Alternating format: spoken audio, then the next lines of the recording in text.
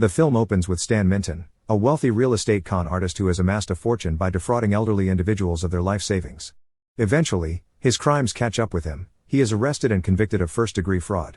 His attorney, Mal, represents him during the trial, but after Stan is found guilty and learns he faces a sentence of 3 to 5 years, he urges Mal to bribe the judge. When Mal refuses, Stan dismisses him and hires a dubious lawyer named Lou Popper. Popper successfully bribes Judge Perry, but the only concession he secures is a 6-month delay before Stan begins his sentence. During this time, Stan is required to teach music to children with disabilities. Ultimately, Stan receives a 3-year prison term. Popper advises him to flee the country to avoid incarceration, but Stan refuses. His $7 million in frozen assets are still tied up in U.S. banks. One evening over dinner, Stan's wife, Mindy, suggests having a child so she won't be alone during his imprisonment. Stan dismisses the idea and instead proposes getting a dog. Hurt by his insensitivity, Mindy leaves in tears, leaving Stan feeling ashamed and isolated. In a state of despair, Stan goes for a late-night drive and ends up at a bar, where he encounters a man with a prison tattoo. He offers the man $100 for advice on surviving prison. The man paints a grim picture, explaining that violence is rampant and largely ignored by guards. Survival depends on fear and reputation. He warns Stan that he'll be an easy target and recommends joining one of the prison gangs, white supremacists, black, Latino, or other ethnic groups. Stan, however, doesn't fit into any of them. Terrified by the prospect of assault, Stan enrolls in a karate class to learn self-defense. His impatience quickly surfaces. He believes he's ready for advanced techniques despite barely mastering the basics. To humble him, the instructor arranges a sparring match with another student.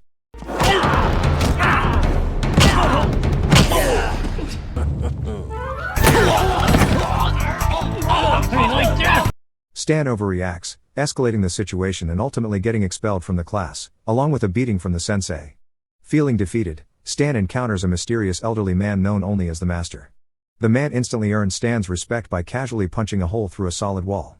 Stan pleads to be trained, and the Master agrees, on the condition that he'll be paid once Stan's frozen funds are released. Training begins at dawn. The Master wakes Stan at 5 a.m. and serves him raw liver for breakfast, followed by a smoothie made from ox pancreas and horse tongues. When Stan complains and asks for a hot dog instead, the Master replies dryly, "You'll get plenty of hot dogs in prison." The regimen only grows more bizarre and punishing. The Master beats Stan with flaming sticks and focuses on strengthening vulnerable areas of the body, including his nipples. The Master's presence in Stan's home becomes increasingly disruptive. He smokes incessantly indoors and even forces Stan to consume scorpions. Eventually, Mindy reaches her breaking point. Unable to endure the chaos any longer, she leaves, especially after Stan refuses to expel the Master. With Mindy gone, the Master intensifies Stan's training regimen. He begins conditioning Stan's hands and fingers to break bricks barehanded and hones his skills in weaponry and close-quarters combat.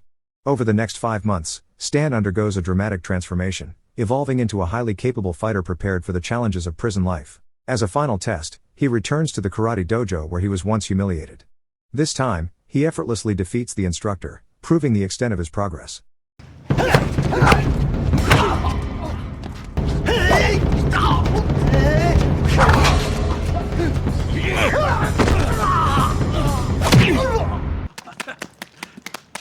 Very good, Stan. Upon entering prison, Stan and the other new inmates are greeted by Warden Francis Gassé, a calm yet imposing figure. Gassé warns them not to cause trouble for him or his staff, but otherwise permits them to do as they please among themselves. Stan is assigned to a cell with an elderly inmate named Larry. Without hesitation, Stan asserts dominance by instructing Larry to take the bottom bunk. In the prison yard, Stan asks Larry about the key players. Larry identifies Cleon, leader of the Black Gang, Juanito, head of the Mexican gang, Patterson, who leads the Nazi faction, and Big Raymond, a notorious inmate and the most feared sexual predator in the facility. Stan witnesses Raymond's cruelty firsthand when he sees him harassing a new prisoner named Robbie. Determined to establish his reputation, Stan confronts Big Raymond in front of the entire yard.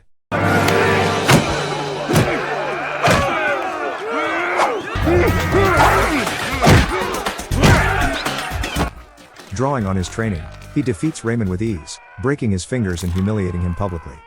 Patterson, impressed, invites Stan to join his gang. Stan shocks everyone by knocking Patterson down as well. I said don't talk that way around me. This bold act provokes the Black Gang, who retaliate, but Stan defeats them too. Get him! Motherfucker!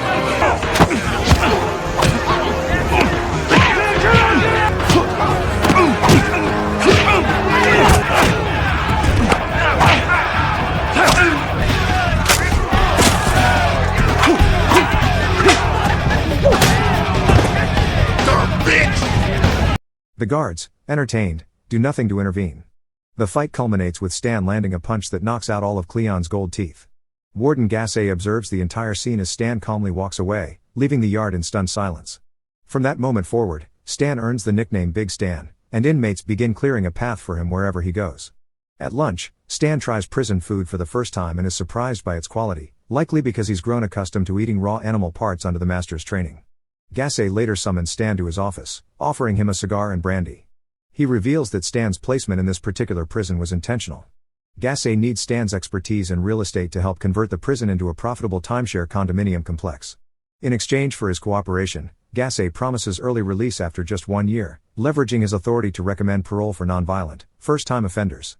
Stan agrees, though Gassé remains vague about how he plans to remove the inmates. Later, in the prison showers, Patterson ambushes Stan with a melted toothbrush rigged with a razor blade.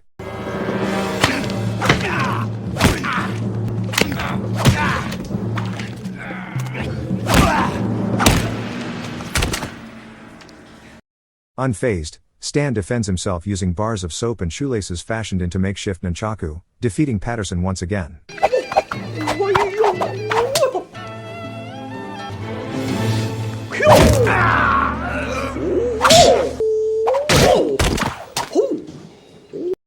In the yard, Stan sees Robbie being bullied by other inmates. Meanwhile, Larry urinates on Gassé's sacred patch bed during a conversation with Stan. Stan contacts his corrupt lawyer, Popper, to check on the status of his appeal. Popper assures him that progress is being made and claims to be sitting next to the lead juror at that very moment. Encouraged, Stan throws himself into the real estate project. Gassé introduces him to Deng, a Vietnamese mobster and member of the prison board.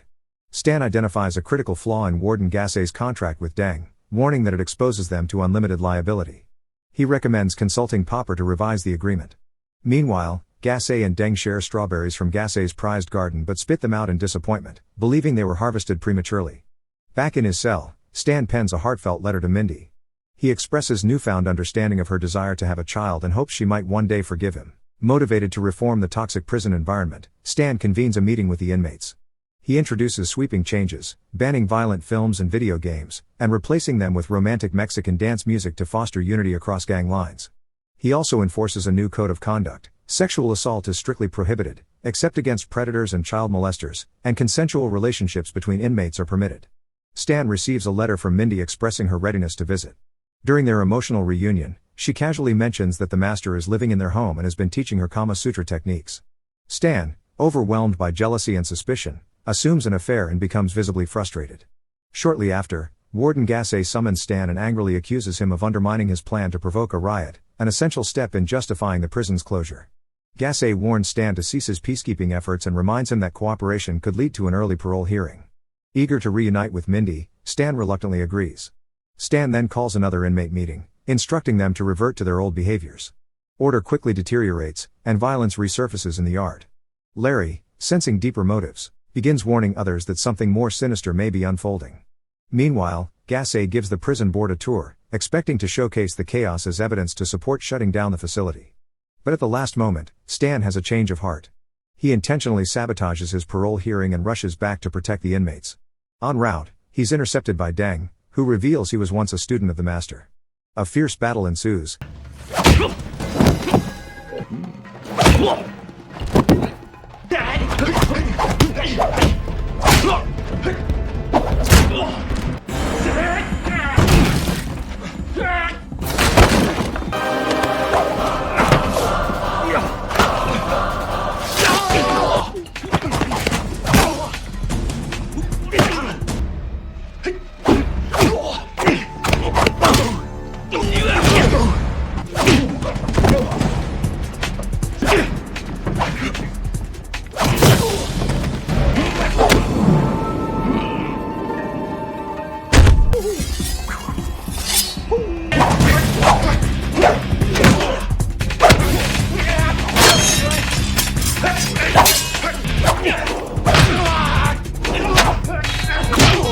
And Stan ultimately defeats Deng using the master's ultimate technique, the Finger of Death.